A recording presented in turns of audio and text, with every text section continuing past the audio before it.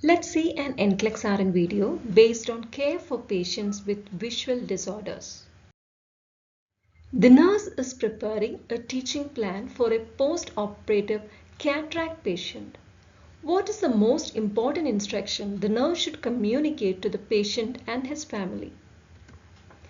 Do not eat any food containing caffeine for at least 48 hours post-op. Avoid bending over and lifting heavy objects. Pain, sometimes severe, is expected in the first 48 hours post-op. Elevation of body temperature to 1 or 2 degrees Fahrenheit is normal in the first 24 hours post-op. Bending below the waist and also lifting heavy objects increases the intraocular pressure and increases the risk for intraocular hemorrhage. So the patient need to avoid bending over and lifting heavy objects. That is the most important instruction the nurse should communicate to the patient and family. A patient has been diagnosed with a corneal aberration. The nurse recognizes which is the priority intervention for this disorder. Examine the internal structures of the eye immediately. Patch the eye and re-examine it in 48 hours. Instill an anesthetic, fluorescein dye and examine the patient with a wood lamp. Obtain a detailed patient history. For a patient with corneal aberration, we need to instill an anesthetic which provides pain relief so the eye exam can be completed.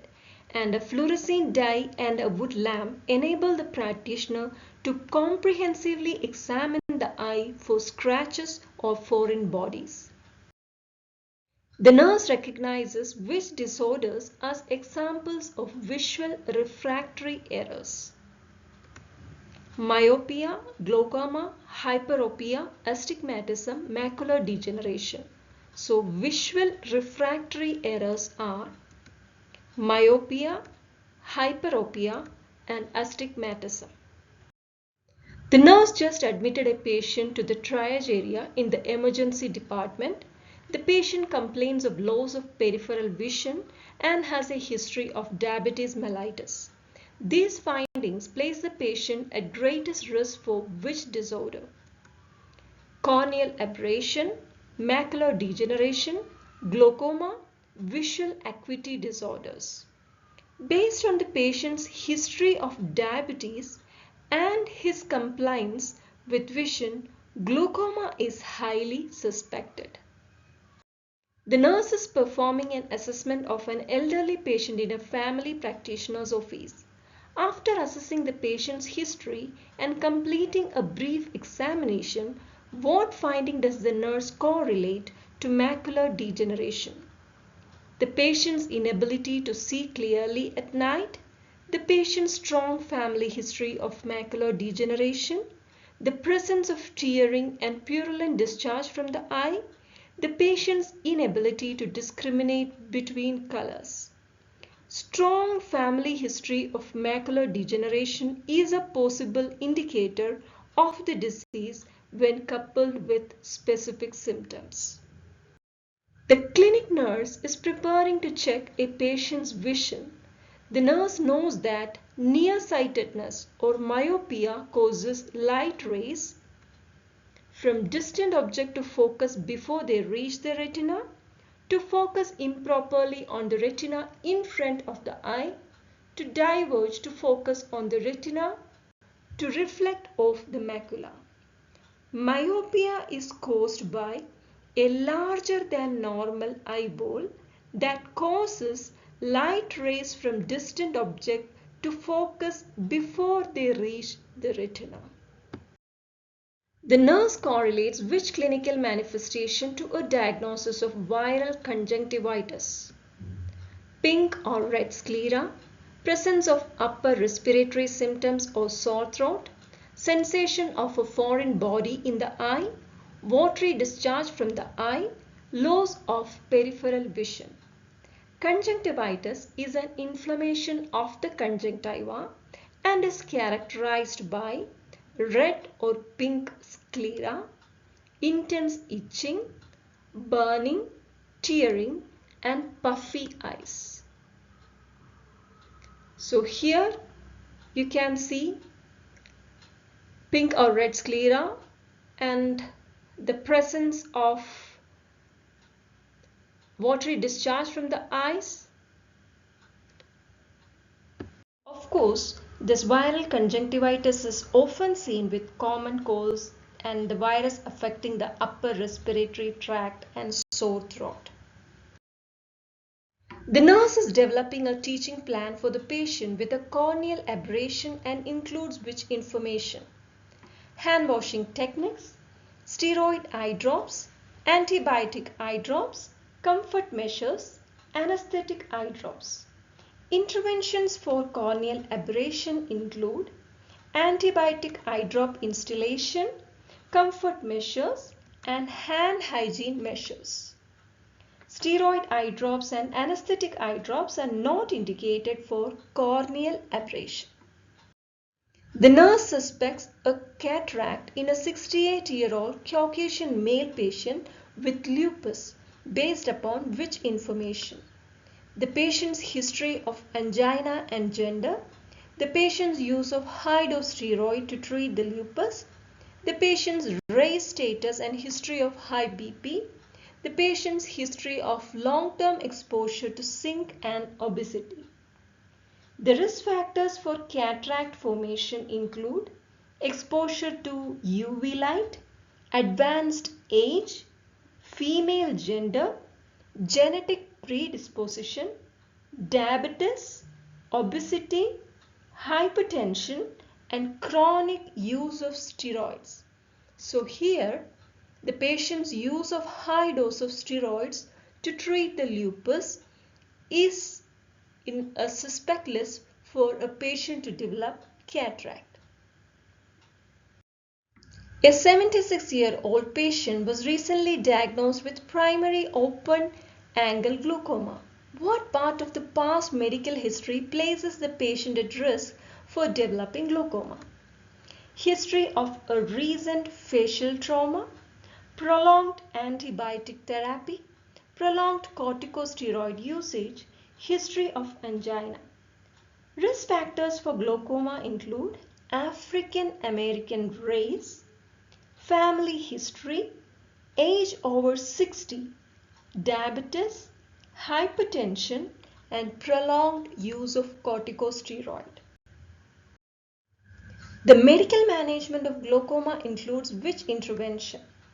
Beta blocker eye drops, steroid eye drops, strict bed rest, routine appointments with healthcare provider, antibiotic eye drops. Beta blocker eye drops are indicated in glaucoma because they reduce the production of aqueous humor. Prostaglandin eye drops are indicated as they increase the outflow of aqueous, and routine follow-up is indicated to monitor for changes in the intraocular macula.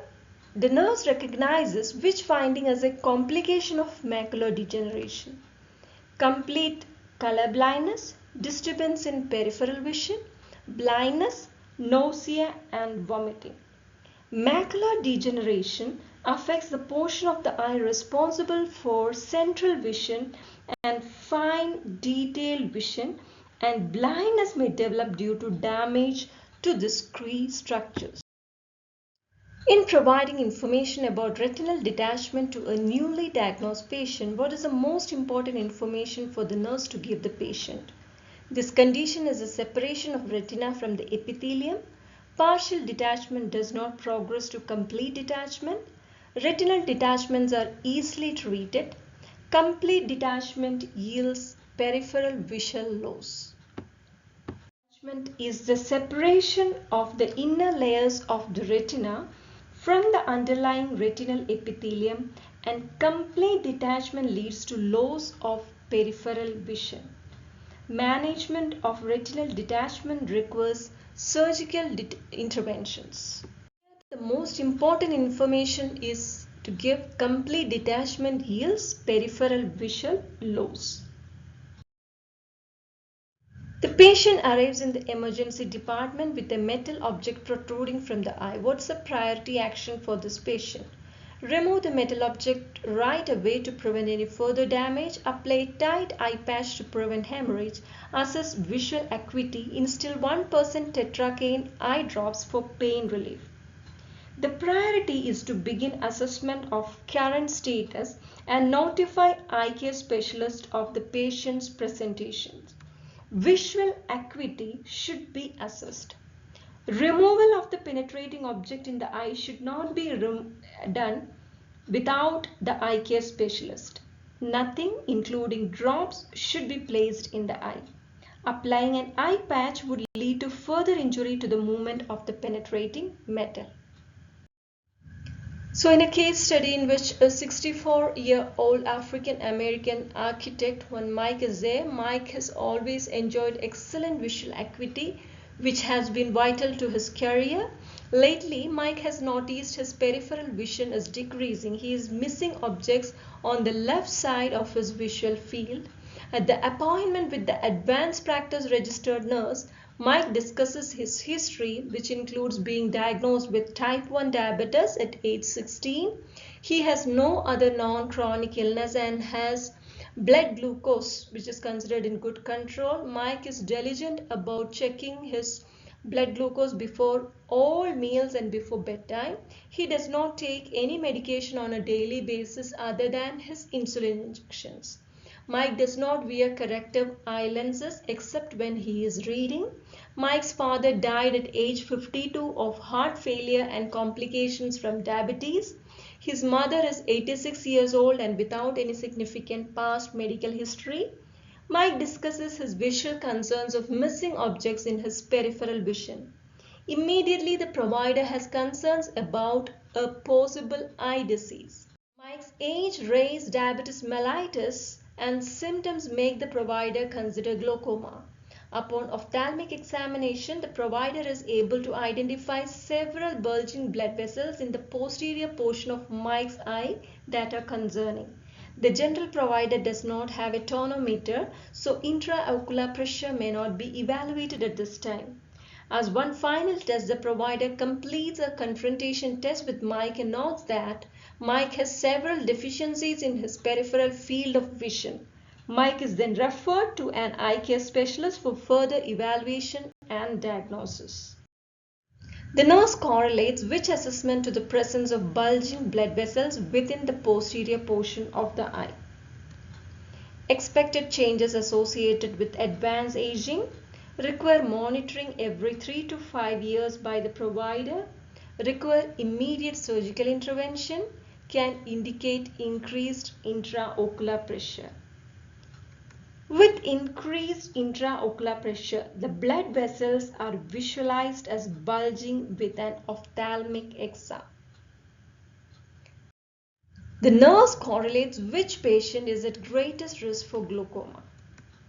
Patients of Asian descent, patients with chronic neuromuscular disease, patients with diabetes, patients who have recently undergone cardiac surgery. Diabetic patients are known to have an increased risk for developing glaucoma.